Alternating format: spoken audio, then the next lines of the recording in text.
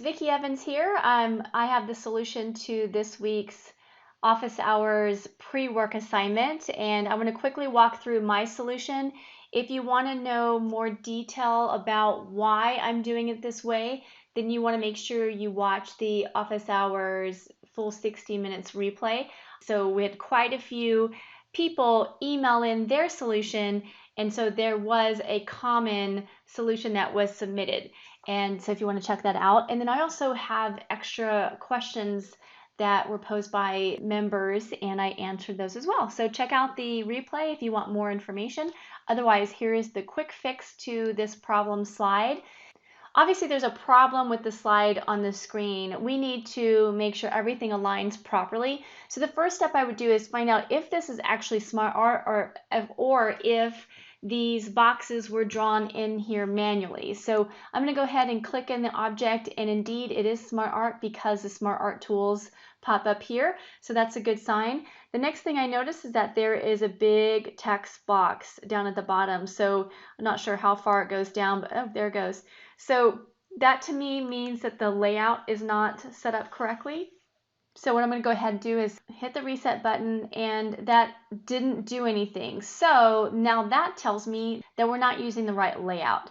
So I go over here to layout. I do notice that we're using the title only layout. So that is the wrong layout to use for this type of slide.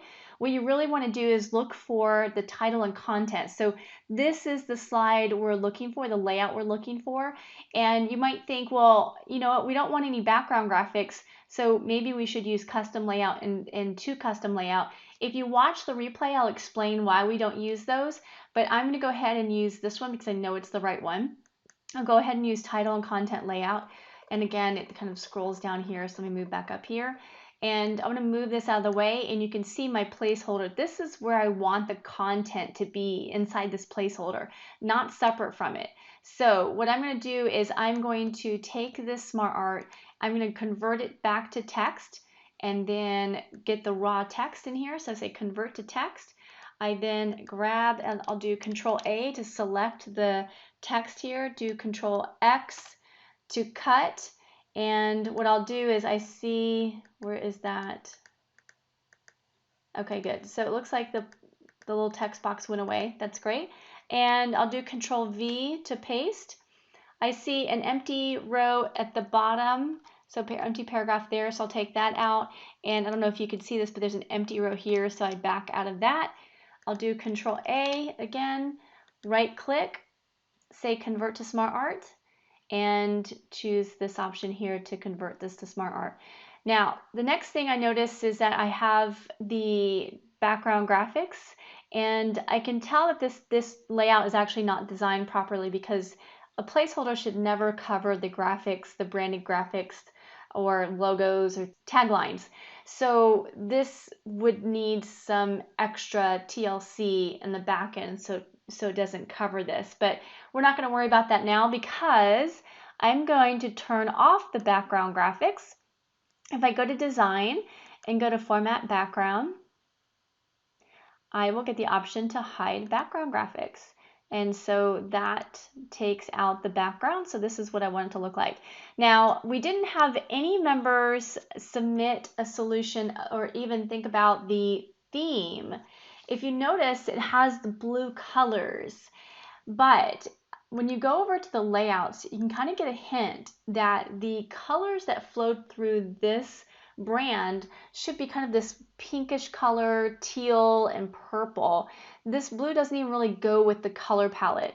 So, and I recognize this blue because it's the blue that comes with every default PowerPoint presentation.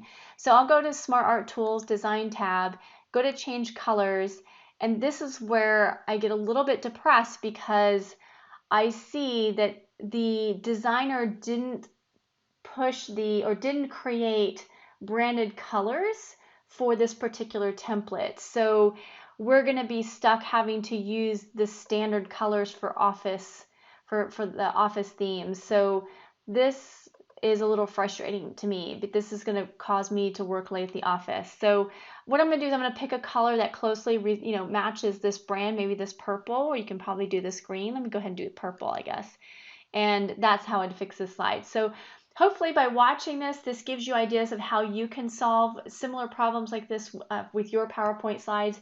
If you have any questions at all or need any help, definitely email us at support@redcapeco.com, and we're happy to point you in the right direction or help you get your slides using themes and leveraging the layouts and dynamic colors and fonts that we want them to have. So thanks for watching, and we'll see you next time. Bye.